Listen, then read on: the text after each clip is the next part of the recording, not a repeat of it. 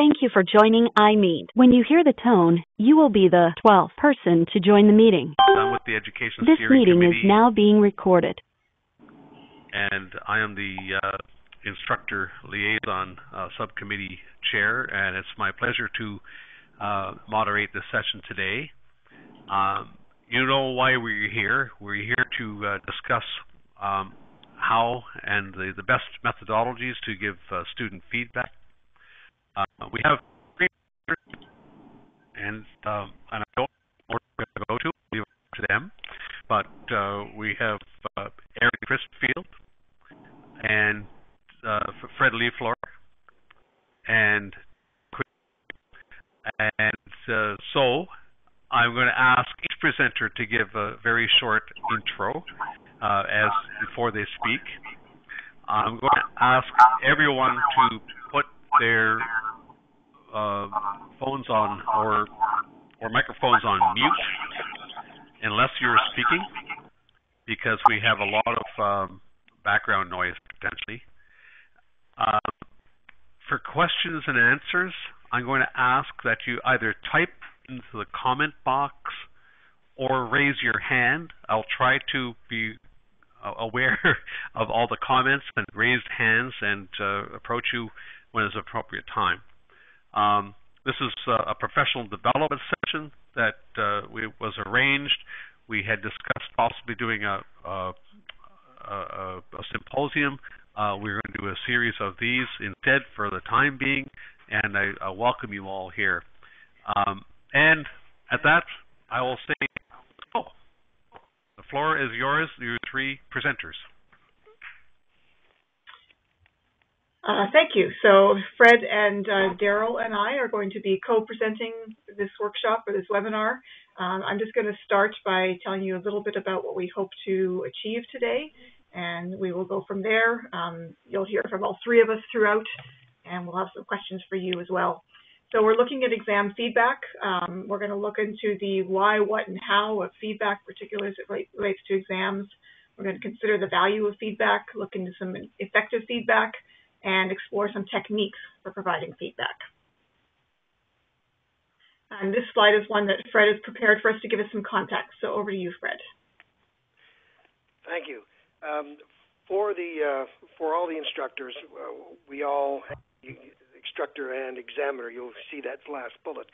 What we look at is, what do we expect out of the examination? What is it there for?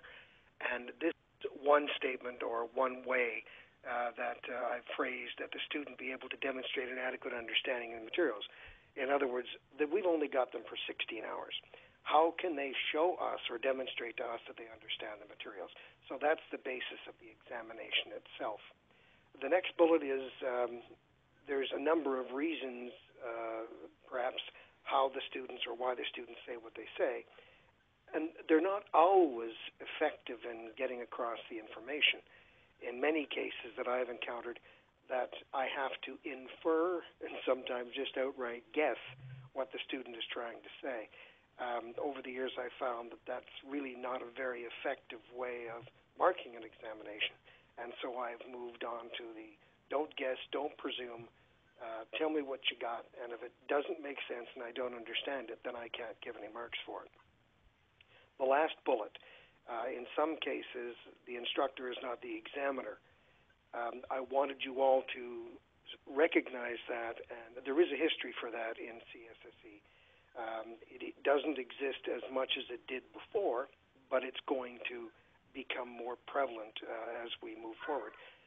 In many cases, the course instructor, when we used to have classes of 24 or up to 24 or 20, we had a lot of them, that sometimes the person marking the exams couldn't possibly get all the papers out and in the right time that we had. Sometimes we would do upwards of 3 courses in a week, and that was very challenging. So we have co-instructors for each of the various courses, and we used to farm out some of the exams across the lay. I'd sometimes pick up some of the ARC exams from one of the other original instructors, and they would pick up some of mine, and it would go that way. We don't do that a lot anymore, but mostly because we don't have large class sizes, and we have more spaced out our course offerings. However, we are still facing the issues of instructor-examiner when we do appeal examinations. When someone has failed and they come and they want a remarking, well, obviously the initial instructor can't mark, so a non-instructor or the person who didn't instruct is now the examiner. Also, as well as we move to online programming, there will be, if you will, no instructor, no live instructor, or depending on the format we use. And so the examiner may be somebody who was not actually in the session.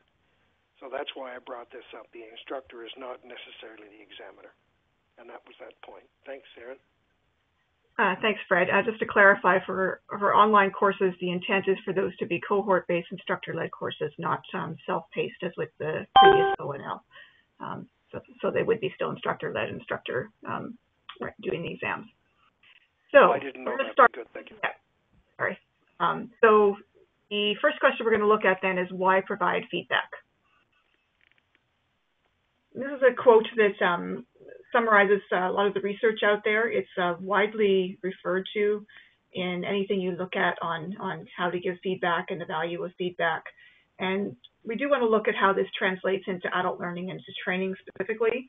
So adults also need to know how they're doing in a course, what they're doing well, where they can improve, both for knowledge-based and skills training. And I did find references to this research in other training programs that focus on feedback, specifically the Nursing Education Network, which is very training-oriented. Pacer.org includes feedback on its material and training. So the idea of using feedback in training is out there in the world and in best practice organizations. Why is feedback important? You'll see after the quotes that I use here, numbers. So at the end of the slide deck, there's a number of slides that give the references, so you can go directly to those sources if you wish. So they're all numbered, so you can figure out which one is which. This one is from the Center for the Study of Higher Education in Melbourne. It's giving you a nice summary of types of feedback and what its value it is to the learner. Additional information on why feedback is important, and this comes from a training provider called Convergence Training. So they're talking here about feedback for employees in training, and also the point that testing is also a learning opportunity. So the process of writing an exam itself and getting feedback on that exam enables further learning in students to take what they've learned in the course and to demonstrate that, and then to be helped on that next step into developing a deeper understanding on anything that they may have missed or done well. So feedback's a key aspect of learning, and my thanks to Daryl for these points, providing that sense of achievement, a baseline for self-development, and it's metrics-based, which fits very well in our program and how we do our exams and how we use our rubrics and how we ensure that the training we're providing is applicable in the real-world settings that people are working in. And of course, it doesn't just begin at the exam stage, but feedback happens throughout course delivery, and we'll be talking a little bit more about that shortly. The CSSE is really trying to focus on being a learner-centric organization in all its education materials, and feedback fits well into that model. And this little diagram here is taken from that one source and shows what feedback is in its essence, how they do and how could they do better.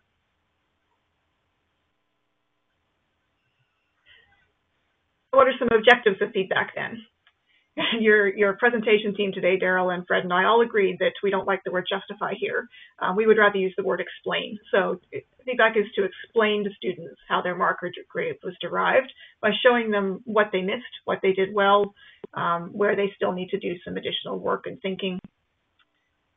In professional development, we're teaching topic-specific information and skills, but we're also, in our program, the CHSC is designed to take people from who are a few years into their careers at least, and help them move into leadership and management type roles to take their career to the next level. So we're also developing capacity in them to regulate their own learning, to think about their learning, to be able to continue on their own outside the classroom, applying the training that they're given and thinking more deeply about it as applies to their workplace. There's also some benefits to instructors in giving feedback. And these are some that have been found in the research. The practice of providing feedback on exams is an opportunity to see where there's recurring misunderstandings, whether that's in the material or in the exam questions, so that we can rejig how we teach something in order to reduce the misunderstandings there or to deepen understanding, or we can change the language in an exam question in order to make it clearer for students. Sometimes when we're writing exam questions, it's really clear to us because we know the material so well. But the process of providing feedback to students can help us to understand some of the things that might be going wrong and to clarify those on our end.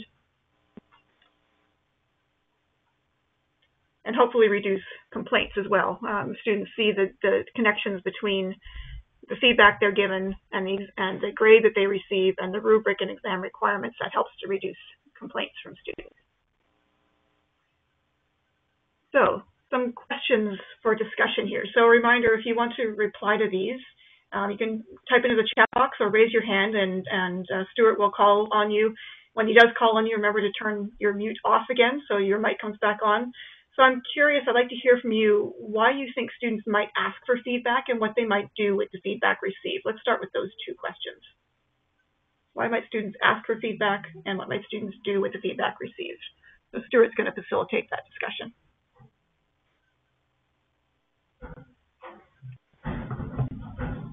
And just so you know, because I'm sharing my screen, I can't see anything. All I see is the presentation, so I can't see if there's hands up and things like that. So that's why Stuart's facilitating this, and you're hearing silence from me because I can't see anything that's going on. Michel Crépeau here. So one of the primary question themes that I hear from students would be to identify their weak points, areas for improvement. And of course, I'm generalizing this whether or not they've received a pass or a fail scoring on the exam. Great, thanks, Michelle.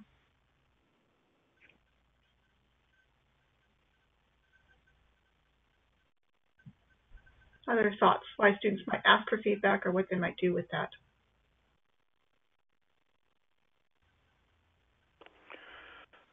Daryl here. Some of the students that have asked for feedback that did pass their exams, they use it as a benchmark, as a basis. They're always looking to see where they can tweak and improve, even though they did pass the exam. So they're into a self-evaluation mode, and that's some of the feedback I've received from the students directly. Thanks, Daryl. Any last thoughts on that before we move on?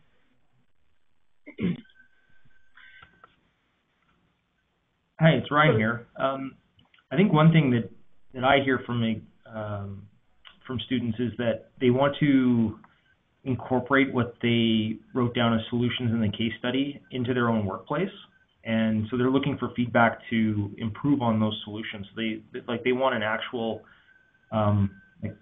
real-world practical application that they can take back and make their own systems better. Great, thank you. Good. I'm trying to facilitate this discussion, and I realized my mute was on, so I'm sorry. We have Cameron, your hand is raised. I don't know if that was intentional, if you have a comment or a question. No, that was when I was playing with the system a little earlier on. Okay, good. Anyone else before we move on? Any other comments or questions to the questions? Erin, back to you. All right, so that last question there, I'm leaving with you to mull over what have been your experiences of feedback as a learner. It's helpful for us as teachers to remind ourselves of being on the other side of the teaching and learning experience, and think about how feedback has been useful or not to us in the past, how we can learn from our own previous experience. So what is effective feedback? It's the what question here. A couple of sources I'm drawing on here, and we go back to, again, that detailed specific information about improving their learning, as a number of you mentioned. That's something that students are looking for, how to improve. And some of the things that are talked about in literature is that feedback, to be really effective, needs to be constructive, timely, and meaningful. So in terms of constructive, it should set out ways in which students can improve the work. in terms of timely. It needs to be fairly close in time to when the assessed work was done, so it's fresh in the student's mind. And meaningful, it's linked to that specific assessment criteria. So it's descriptive feedback. It's linked to the learning that's expected. It addresses faulty interpretations and lack of understanding, provides students with visible and manageable next steps, even if those next steps are in the workplace and not in the classroom. So for instance, in a project management course, if the student has a lack of understanding of that work breakdown structure, that can limit their ability to apply the training in their workplace. So giving feedback on where exactly they went wrong on that, or what they misunderstood, or how to think about that in an application way, can help them then to use that material in their own workplace. And of course, the examiner must remain professional and unbiased in giving that feedback. I'm going to go a little bit deeper into the three constructive, timely, and meaningful phrases here, terms here. So feedback should show students exactly where they went wrong, which means it has to be specific and detailed enough. It doesn't have to mean that feedback must always be individualized. In some cases, you could also explain and identify common mistakes on, for instance, the learning management system, or provide model answers against which students can compare their own work, and then provide more detailed personalized feedback where that's necessary. So there's a possibility of not necessarily doing detailed specific feedback every single time, but having some things that you can point students to that are common misunderstandings or common areas where students could deepen their understanding of the material. Erin, yes. May I quickly interrupt? I don't know whether Pat McKee's mic is working, but she had a comment earlier that I failed to notice. It says okay. feedback from students want to ensure the quality of their workplace. Many are evaluated on the product they create in the job environment.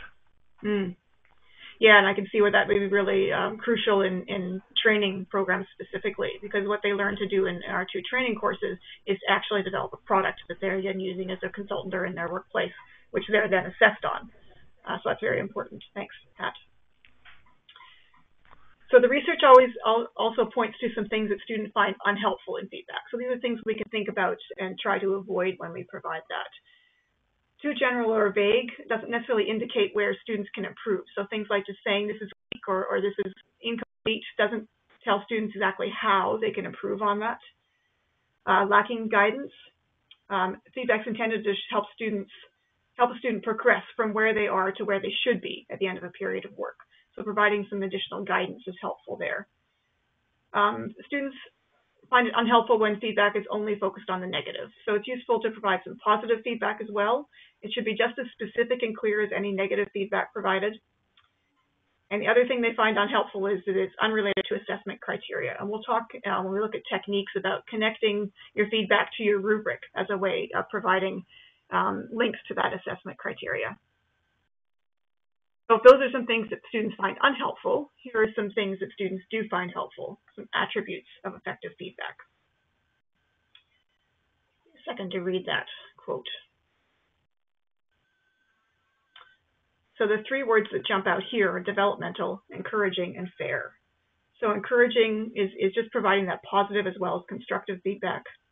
I want to get your input a little bit on the words developmental and fair and what that might look like in feedback. So what's meant by developmental? Can you give an example from your course on something developmental that could be related to giving feedback? So if you were giving feedback on something that students had trouble with sometimes in your course, what would developmental look like? And what would fair look like? Why is that important? And how can we show that feedback is fair? I'm just throwing those two words out to you to get any thoughts you might have on how that relates to your courses.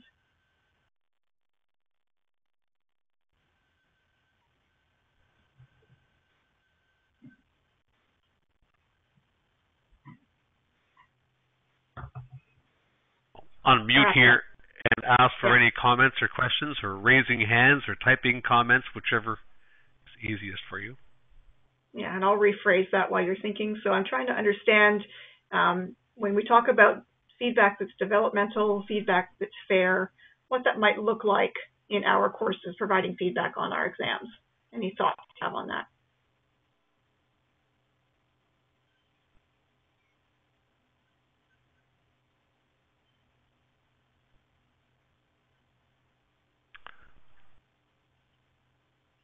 perhaps not.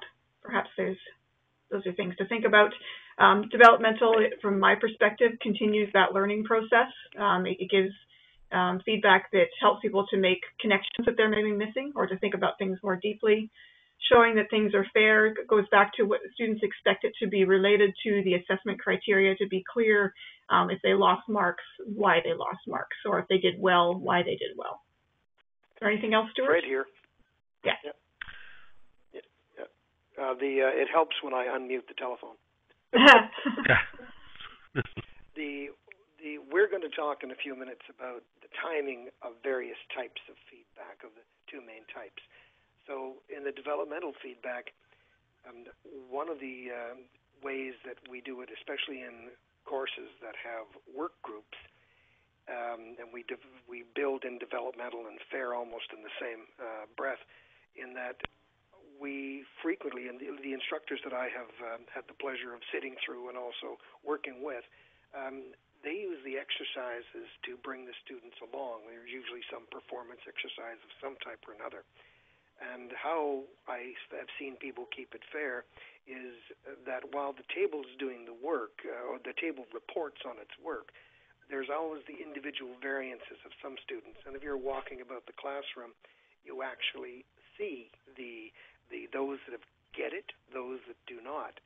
The developmental and fairness part, the exercise runs developmental. The fairness part is when you go over and sit at the table for a few minutes and bring up ideas that they might consider. You don't pinpoint the people that are having the difficulty. In other words, the fairness is in place by talking to the table as a group and leading the group to develop their own new path, even though there are specific people in that group that are having trouble with the concepts. I find that the fairness of talking to the table at large versus pinpointing any particular error by a particular student, they seem to like that. They find that actually encouraging. So that's a technique for in-class feedback. It is a challenge to provide feedback after the course, other than on exam markings, because the way the CSSC is structured and the way our comments are structured, once we provide feedback to Sherry for the students, I actually only once in the 20 years I've been doing this for CSSC, only once have I ever received a secondary response from a student. So it's very difficult to gauge whether or not our feedback is being effective in the CHSC programs when we do the post-course examination marking. Okay, Fred will shut up now.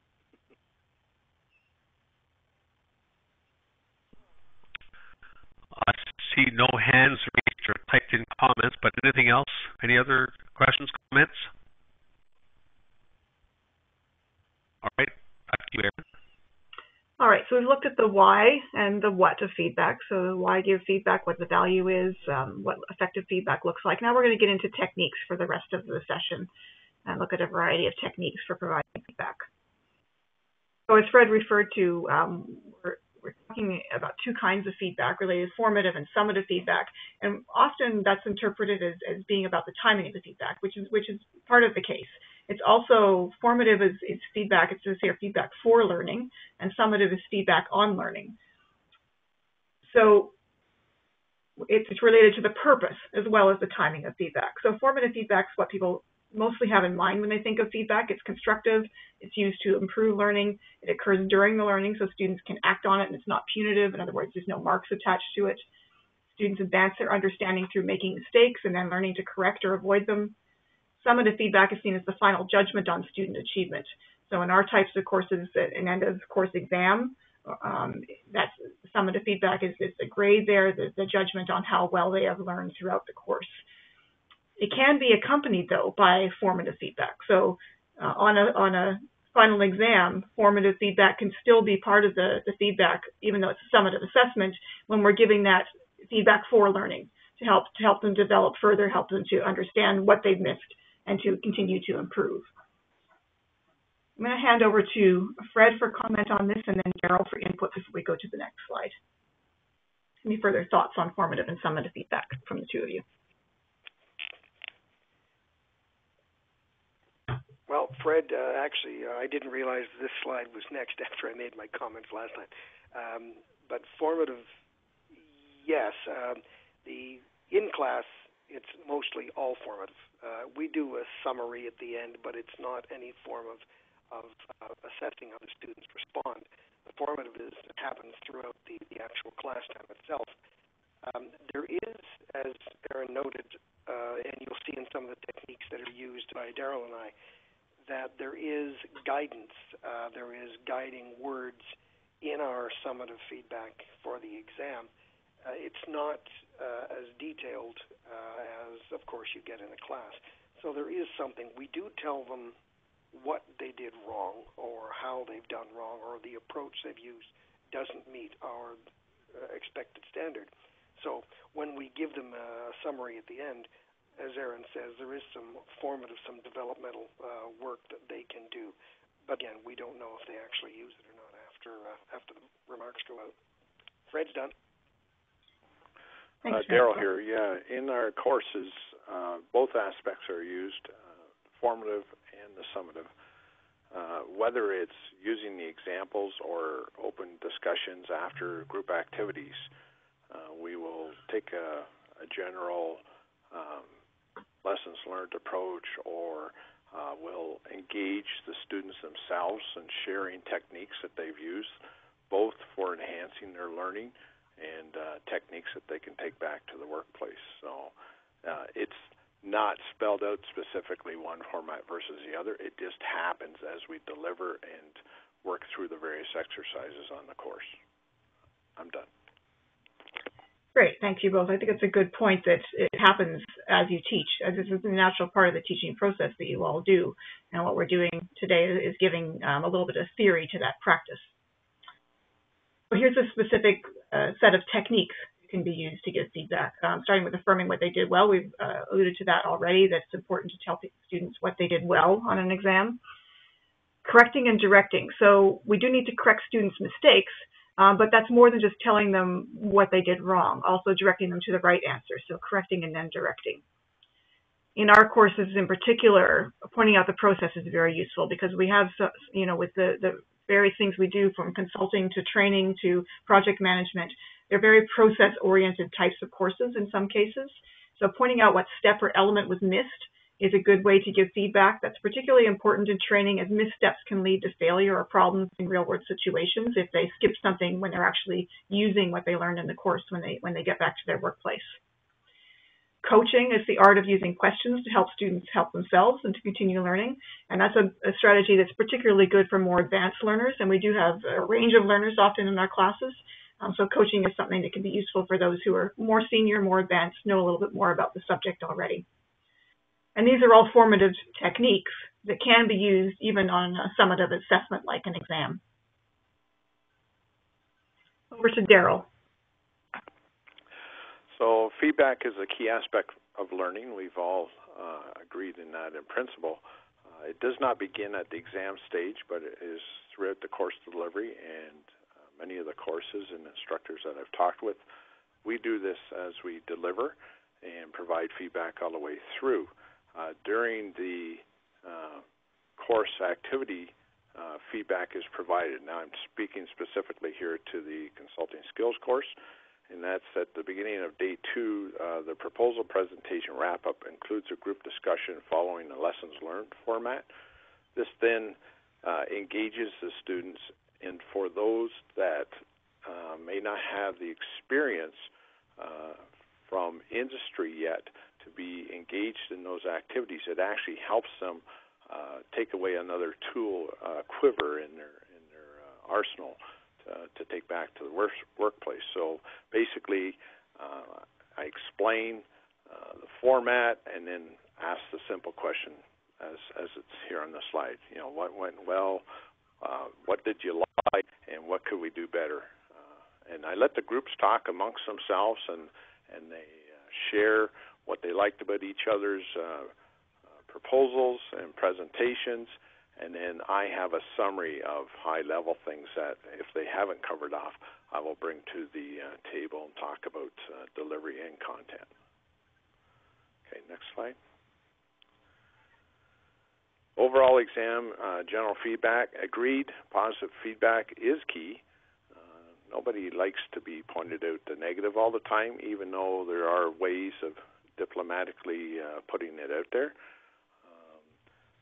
Do like the approach that individuals need to request additional feedback. It's not just when the exam is failed. I have had a few students request that feedback. In looking at enhancing and going forward, one aspect to provide additional feedback other than the example, which you'll see in the upcoming slide, is to look at the detailed score sheet, which I use with each participant, and then possibly sending that over, and then they can see what areas of opportunity there are and what areas they already did well on.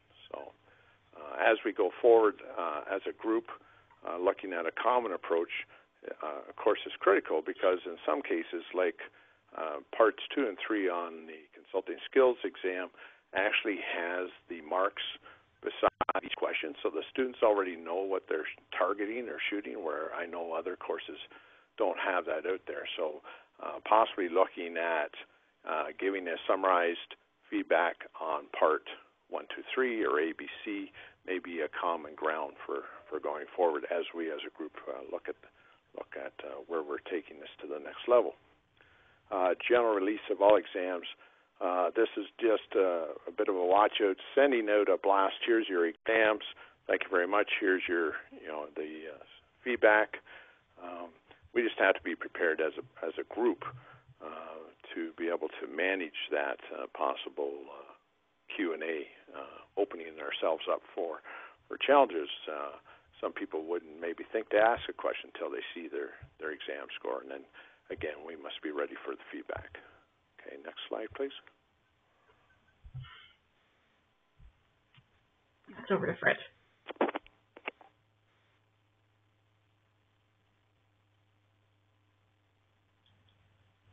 Fred, your mic's not on, I think. You're right, it wasn't on again. I apologize. Picking up on what Daryl just said, one of the elements, Erin guided us as to what the outcome of this particular session, this webinar, was going to be. And she stressed that it's on the how and what of feedback, but not necessarily the when at the moment. And so it is still open within the CHSC programs and the CSSC as to when will the instructors provide feedback and, if you will, to whom. Currently, as you all know, we provide summative feedback when requested from students, particularly those that they call Sherry and say, what happened? Can you tell me a little bit? The people that I speak to, with both in the course groups that we have course teams that teach, and of course with Daryl and this, we find out that sometimes I do and others do provide Sherry with some advanced feedback just in case the student calls. And you'll see some examples of that. But right now, I understand that it has not been decided yet whether or not we will provide feedback on all exams, passed, failed, or marginal. And so that wasn't the point today. It's just that here are options and techniques for providing feedback, and the policy decision of what we do as examiners and instructors, what we'll do, that comes later after different discussions. So that's a key point for me, particularly in that right now we still respond to students, and particularly we respond to failed paper students, but it's not necessarily yet a global distribution of comments. So on the feedback approach, this follows up in some of the comments that Erin had made earlier. Focus the feedback information. I mentioned that in the very first slide, that examiners should not presume and should not guess. If the student is not able to reasonably and rationally explain the learning, we shouldn't infer that they understand and give them marks for it. They really, if they're going to demonstrate it in the workplace, they have to be able to demonstrate it to the examiner. So if they can't demonstrate it to the examiner, then they probably don't have the information. Provide error feedback on a per question basis. You'll see some examples of this later on from Daryl and I. And it's more than just global, yeah, it was a good paper, you could have done better on this, that, or the other thing. We found it's more effective, and Aaron has already brought up the research why, but over the last few years we found it's more effective to actually talk about the individual questions. One of my challenges as Fred personally as an examiner is I'm not always as positive as I could be, particularly if there's been a really botched exam. I find it very difficult to find something positive to say. Doesn't mean I don't try, but it's a challenge sometimes.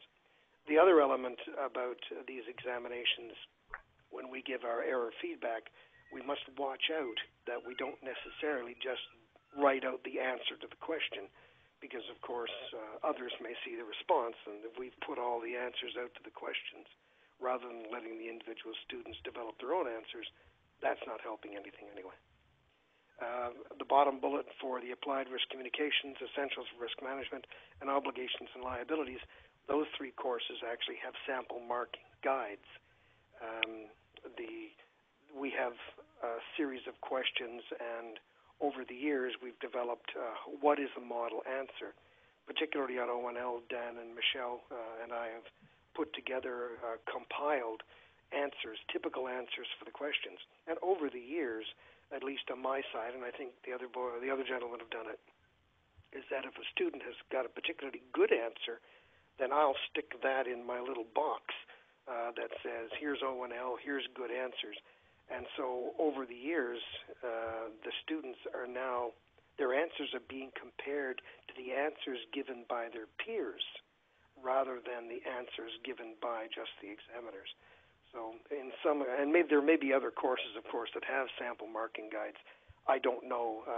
As a student having taken those courses, I don't see that.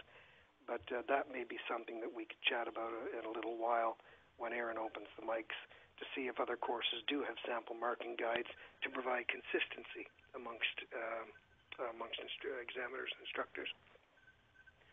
So students receive low marks or examination papers for a number of reasons. Here's 5 that I've bumped into. They didn't really read the paper, and I'm on 2 memorable occasions. People have actually just only answered half the examination because they didn't read the other side of the page. They don't answer all parts of the question, or they shoot from the hip. I'm sure all of you have seen some of this where they've already had experience in this particular topic. They know how they do it, and they don't use the course materials that are given, and they say, well, here's my answer, and it's stuff they do in the workplace, but it's not actually what we've been teaching them. So that's always a problem. The incomplete or skimpy answers, of course, and usually we can tell, and I know you can as well, that when they're up against the time crunch, you can tell an examination was written in the last 4 hours. It becomes fairly obvious. And the bottom one, of course, is the critical one. They don't understand the application. We don't know the real reason why they've had a marginal or poor paper, and so if we focus on the error correcting and the formative feedback, that's all we can do. We can help guide them, but we actually can't change. We don't know the reasons why it wasn't a good exam, but we have to help as we can. Thank you, Fred. So open up to the group here, an open question for everybody. I'm going to reword it a little bit. What are some reasons that students may not do well on our course exams? So what are some reasons that students may not do well on our exams? And a follow-up then, how might feedback play a role in addressing those issues? Any thoughts from anybody? Again, remember to open your mics or use the chat box, whichever you prefer. Including Stuart, if he's facilitating, open his mic. Yep, I'm here. The floor is open, folks.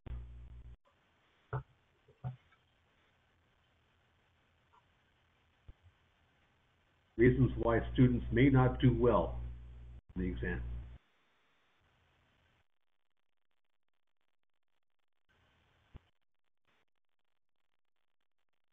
We have a comment coming in here. Pat, thank you for your comment, Pat. Sometimes passing the exam is not important. as they are only in the class for points, or presumably maintenance points. Yeah, so in that case, they might not try as hard as they would if they were actually aiming for a grade in order to get a credential or something. Right.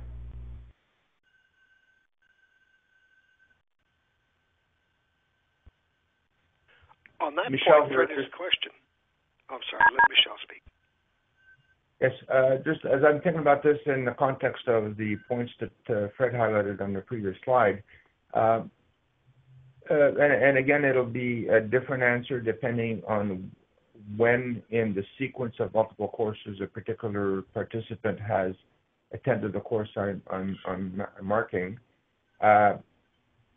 It has been my understanding, and again, it's a generalization, that in the early stages, the first comers to the class do not appreciate that there's a lot of homework after the class called the take-home exam.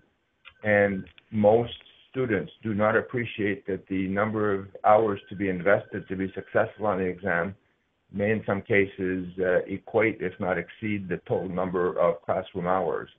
And some students simply do not have the available free time in their personal lives to invest themselves to that level of extent. So that may be contributing to poor performers. Having said that, because we do track the number of hours spent on the exam, there's not necessarily a correlation on a good, successful mark with regards to the number of hours spent on the exam.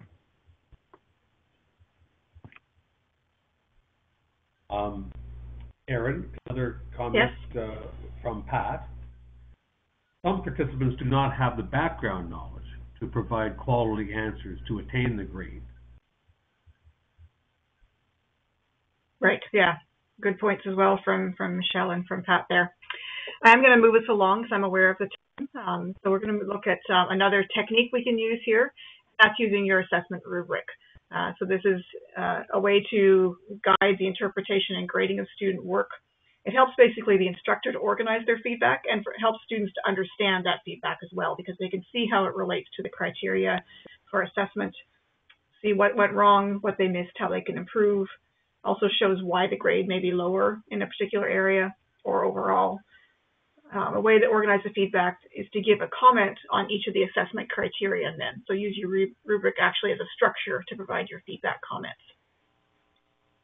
And here's the CHSC course rubric. When I was teaching, I used a version of this called What Does an A Mean? And this is basically a similar thing with your different levels that you assign grades to. And it's useful for students to have this and be able to refer to it, because then they know when they see their grade, okay, it falls into this category.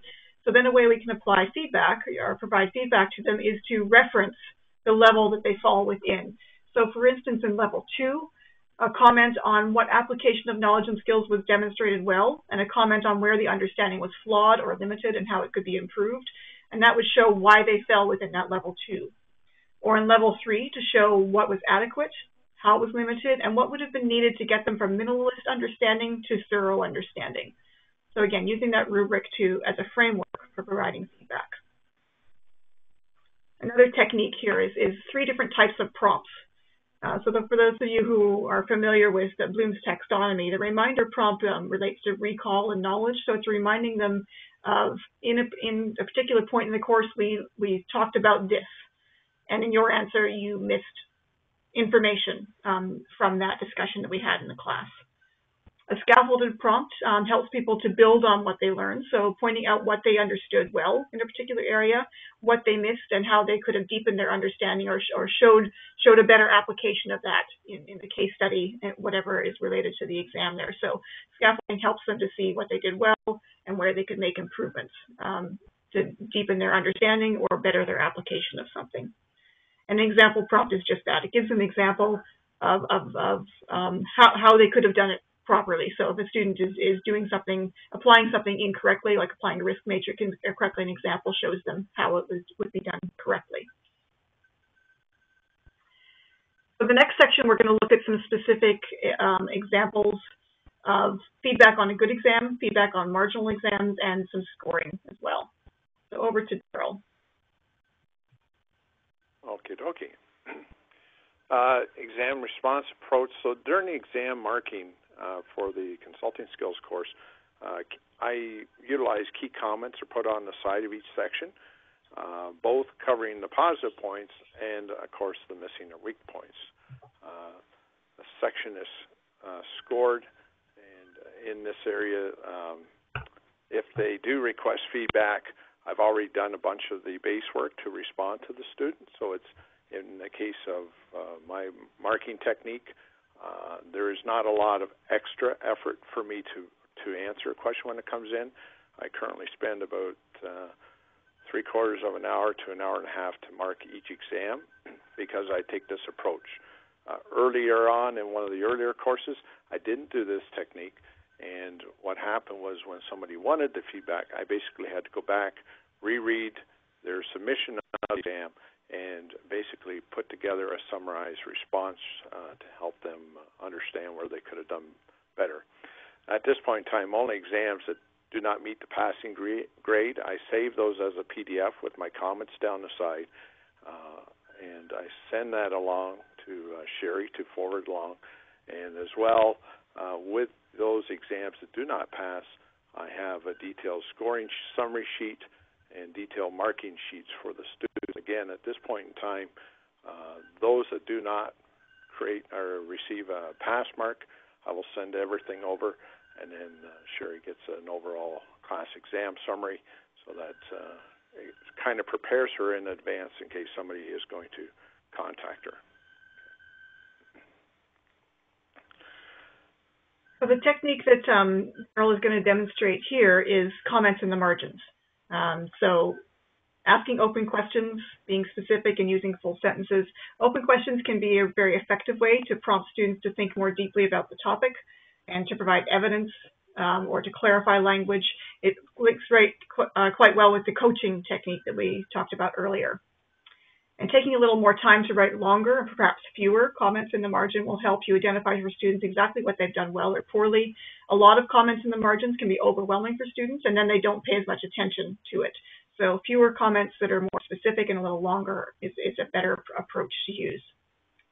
And all the techniques we've touched on so far, reminding, scaffolding, examples, correcting and directing, pointing to the process, all of those can be used within comments in the margins.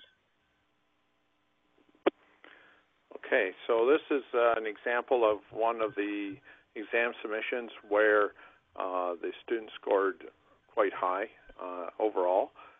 They did not necessarily need feedback based on what they received as a mark, but they did request learning of how they could do better. So as you can see here, this is, of course, using the remarks on the submission coming in Word, and I basically put it right down there where they talk about a good introduction, and it's cross-linked to similar client business areas, which is a requirement of the introduction component of the proposal.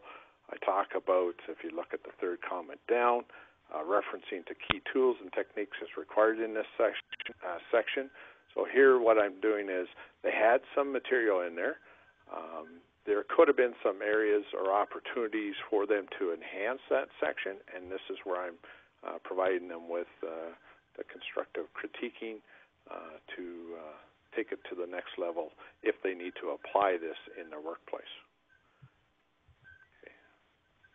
Again, this is continuing some more feedback geared positively, like the top one talks about a good section. Take time to ensure that you've covered all of the needs of the customer, and also possible breakdown. So when I'm giving the feedback, or I'm sitting here looking at an exam and I'm coming up with comments, if I felt that the use of a table or chart would enhance an area to deliver a key message to their customer, then that's where I would put that type of feedback in.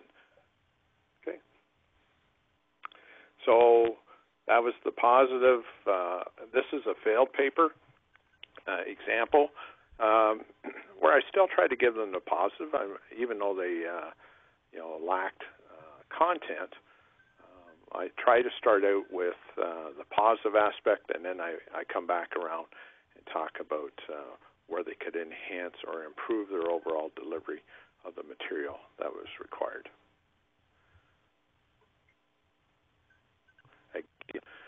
different sections of the exam, and just tweaking little areas that we covered through the course and both through the group exercises. So by now we've talked about it. First on day one, we go through the detail. Day two of the course, when they're working on their proposals and presenting, we then have another follow-up session. So this is where now it demonstrates whether the knowledge transfer has actually happened to the student. If I find that it's weak, then I'll try to fill in the gaps with general comments versus detailed specific aspects.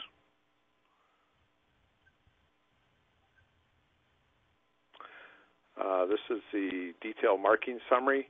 So this is the actual course rubric detailed for the examiner, and this is kept by myself at this point in time and sent to Sherry.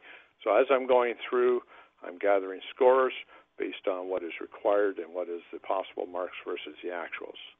In this example here, you'll see that the individual failed, so they would have this would have been saved as a PDF along with the exam, and I would have forwarded that to Sherry so that if and when the student requests details of why they've got such a low score, then the information is readily available and they could take from that and learn.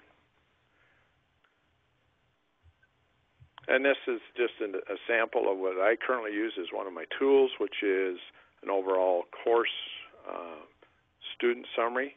So this is strictly, at this point in time, internal to the CHSC program and for records, so that Sherry has a backup of everything that is there. And you can see where I do the recommended up or down rounding. Exam feedback request, as I've already covered earlier when I was talking. There are two current types of feedback that have been received right now, and I've had a few, I must say, out of the courses in the last 4 years. I've had probably 4 or 5 students who have passed who have asked for additional information. And then again, it's the same process as if they had a failed exam. I basically take the exam, change it down to a PDF format, submit it through to Sherry, and if the student happens to request it directly of myself because they have my contact information, then I ensure that that is copied to Sherry so it's on file. Okay. Thanks, Daryl. Folks, I'm aware of the time, and I hope that you can stay. We do have one more section to go through with you here with some other examples. If you cannot stay, then we are going to provide the link to the webinar, and you can listen to the rest of, watch the rest of the recording in your own time. But I do hope you can stay with us for a few more minutes. Mr. Fred. And Fred's usually long-winded, so he'll try not to be this time. All right. This is a philosophical slide. Right now, we do feedback for marginal and failed papers. And I think that's how most of the CHSC examiners are operating. I feel it's very important that they get this, particularly if, failed and marginal papers, because they didn't understand the process itself. They didn't understand the course. And if they go out of our sessions and try to use the information in the real world and it doesn't work for them, well, as you can see in the first bullet, it may just damage the course's reputation and value. So it is extremely important that we provide adequate, detailed feedback for marginal and failed papers. From that perspective, it's not as critical from the past papers because we've already seen that these students actually can do what we need them to do to pass the program, and they should be able to translate that into the working world. And as they use the skill more, they'll get better at it. So this is the final technique, we're going to present today, comments at the end of papers as opposed to comments in the margins. So for this particular approach, focusing on those 3 or 4 most important aspects of the paper is a good way to proceed. Making sure that whatever you write addresses the grading criteria for the assignment, and also try to tailor your comment to specific strengths and weaknesses shown by the individual student. So as markers and instructors, I certainly fall into this where I would like to spend time correcting grammar and spelling and things like that because that bothers me. But in terms of providing good feedback, those kinds of lower order things are not really the focus and not where we should be spending our time, but focusing on the higher order things which concern the content and the application of that content.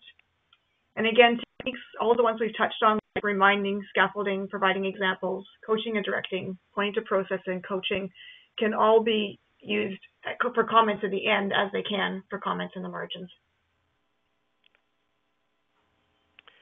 Okay, in this particular section, many of these comments are provided to Sherry, because she's our point of contact, for the students in advance. Actually, Sherry has seen all of these, so she may recognize some of the wording.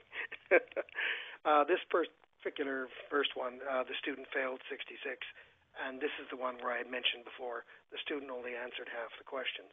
Apparently, they missed the other part of the paper, so it's really very difficult to provide an answer for that. By the way, we mentioned the word rubric a couple of times. You've seen a picture of the rubric. What I'd like to remind the examiners and instructors is that there is a second page to that rubric. Page 1 you see on the slide, that's the one that goes in the instructor, or pardon me, in the participant's guide. But there is a page 2, and it's a guidance to instructors. It's very thin. When we were first putting this together, we were told to provide comments, and 3 or 4 instructors did. So it didn't get the exposure or the guidance. But there is a page 2, and the few comments that are in there guide instructors as to what each one looks like, what each area of the rubric looks like. So please take a look in your records to see if you can find that page 2. All right, here's an example of this one. Now, again, I mentioned I'm not the most positive person in the world. And this is the comments that I give Sherry, and these are directly from the responses. My summary was the responses seemed rushed and incomplete, and here's some technical points. They didn't complete a particular part of the question. They didn't answer outrage generators, an example for this course. They didn't identify the messages, but we provide a little bit of information as to where else they could do it. One of the other things we do sometimes is actually tell them which part of the manual to look at. I'm one of the instructors that does give out my contact information to the students and say, look, if you've got a problem, before you write the exam, give me a call and we can talk through it. Some people do call and say, tell me how I should answer this question, which is not feedback I am prepared or you would be prepared to give, but we do direct them to parts of the manual where they can find the answers they need to help guide their questions. So that's the formative. So here is typical examples of a failed paper. Another one, this student got a bare mark, and I don't know how many of you bumped into this in the past. The student applied the principles correctly, but the student didn't answer the questions that were asked. And in my little world of error correction marking, on the bottom bullet, all earned marks were awarded for the assessment, but no marks could be assigned for working on the audience where that person didn't ask or didn't answer the right question. So I went to the education group and got some guidance on this. The student can apply the information, he just didn't apply the information to the things that were asked. In consultation with the education group in this particular case and others, the examiner was able to say, okay, this person got a pass of 75%. He didn't answer the questions, but he's demonstrated he understands the technique. So we had to move on from there. The next slide, again, a bare pass, again, points of guidance. They don't understand this particular program, hazard and risk matrix, confused multiply. So he didn't use one of the tools, but the responses overall gave him a pass mark. So the student was informed that there are things that he could have done better, and the reason he got a low mark is these things to look at for the future. And for the next slide, this one is where the student gave really good answers, unfortunately only on one question, which is the highest point value. He didn't answer the question fully. So he only answered a half of what he needed to answer. And this brings up a point that Daryl had mentioned. On some of the courses in the CHSC Panoply, we or some of the examiners have marks on the side of the questions on the exam paper telling the students the values of the questions. In many of the other courses, they're not there. The students must look at all examination questions equally. And I'm not sure that's the way it's been done. It's not the same in all the courses. But my personal opinion is that when they look at all the exam questions equally, they're able to balance in their own mind what they feel is important and to deal with that with the best way that they know how in their mind, in their importance. If we tell them that a question is worth 15, if we tell them a question is worth 2, then they're going to provide that level of answer. And they're doing themselves no service, and I don't think we are helping the students by providing their marks. So this is a typical marking summary. This happens to be for Essentials of Risk Management. The O&L marking is the same. The ARC marking is the same. And so this is for the instructor only to keep track of the marks, and that stays with us. As a matter of fact, CSSE doesn't even get this from me. CSSE gets the next page, and that's where we give a summary. And here is what the exam marks were. As Daryl said, we track the cumulative hours, so we have a rough average of how many people, how long it took them. Michelle made reference to this. And here is a repeated comment in this particular course. This is the exam paper that barely passed because of the remarks on the bottom that he didn't answer his processes. So CSSE and Sherry get this page. They don't get the previous one. So in summary, performance feedback is important. Daryl and I and Aaron have said that repeatedly. We really feel that failed or marginal papers is good, that they need that. And I have experienced, and I believe in our conversations offline, Daryl has experienced, that if we give the full feedback to students of high marks, we then get into debate. This has happened, unfortunately. We did this quite a few years ago, and we stopped. The reason we stopped is we ended up with more discussions with the past students who wanted more marks versus the failed students who just wanted to know what they did in error. So personally, I'm not sure there's a great advantage in giving the past students comments, particularly if some people, and they have, will come and they'll challenge the philosophy used in marking. That's Fred. No words from Daryl. Yeah, so the unknown, this is summarization of basically what we've covered a bit here. Was detailed course marking approach, and can each course deliver overall feedback in its current form? So these are questions of us, the instructor body, to think about, because as we move forward, you're going to be asked to provide input, I'm pretty sure, on how you plan on providing feedback, what works for your course and stuff like this, how much additional time, if any, it'll add to your instructor load. And then creating a small summary takes an additional mindset phase. So if all of a sudden the standard was, well, let's just give a summarized approach at the end, and you're a detail marker like I am, that's fine. But what I need to do is get my head around, okay, how do I extract that and make it happen? So, and will we as a group open up avenues for additional challenge? We already talked about this, so I think we covered that slide pretty good now. Great, thanks, Daryl. So a last question for the group then. You've heard all the three of us present various approaches or techniques to use in giving feedback. So which of those appeals to you and why?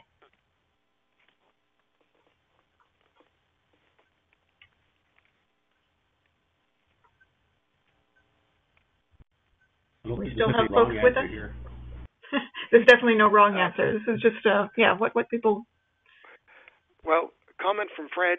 Would this question have even further value if there was some way for the participants to provide some of these answers offline by email or somehow to Aaron or Stuart? Sure. And people can provide responses to this question to both Stuart and I or one or the other, whoever you're comfortable with, as well as any feedback on the webinar itself, if you have any feedback for us. on this, that would be great. If you have any comments. That can be done via email or by, there's a notes feature as well that you can type those in. And you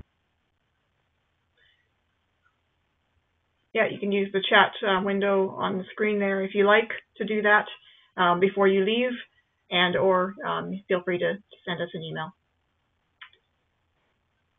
I can't see the screen, so I can't see if we have people. I'm looking for hands or comments. Down my share. I just want to go back here, checking Pat. I don't know if I can hear you yet, but I don't see any comments from you. So there was a comment earlier to everyone, and you probably are all able to see it. Reflects back to why people may fail. And Daryl had a couple of good comments, and pointing out that some of Fred's points are very common. Leaving the exam to the end of the timeline, I'm guilty of that as well. Failing to read the full exam and answering all the questions.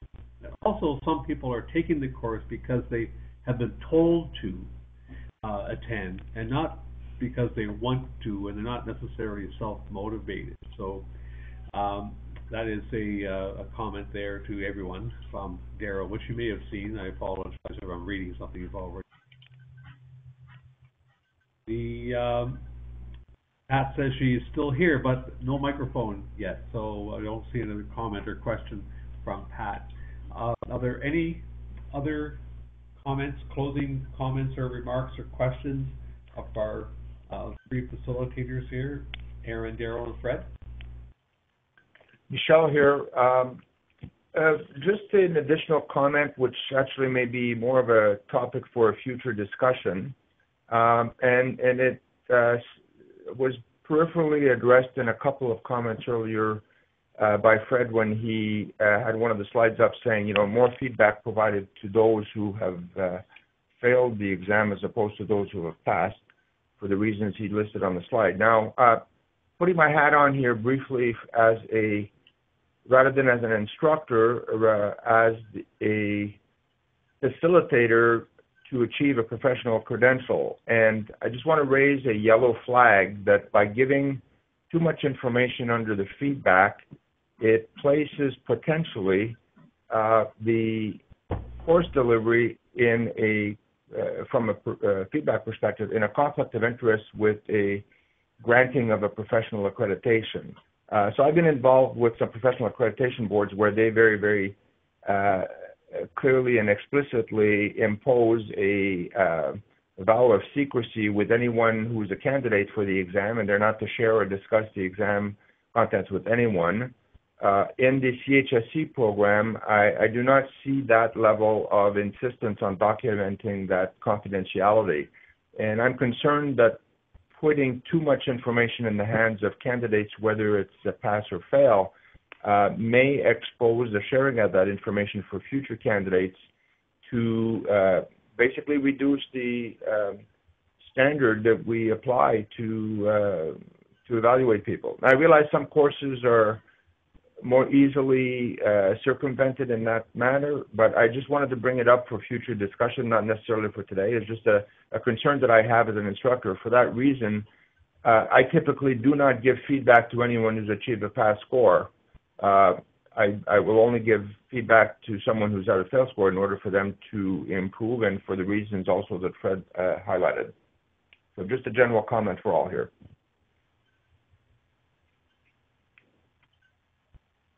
Michelle, anything else from anyone? Any other comments? I'm going to suggest that it's 1:14 Atlantic time. I'm going to suggest that we wrap this up. I want to very much thank Aaron, Fred, and Daryl for the presentation. I can hear the resounding applause, although your mics are on mute.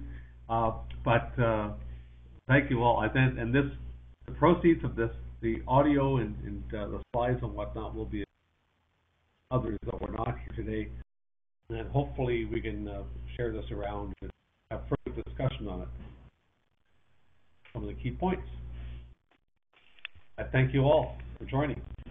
Thanks, Erin, everybody. is there any last-minute administration that we need to take care of before we hang up? No, I will be sending the recording link around so that folks can view that if they like, and also you can see the references on the last slide.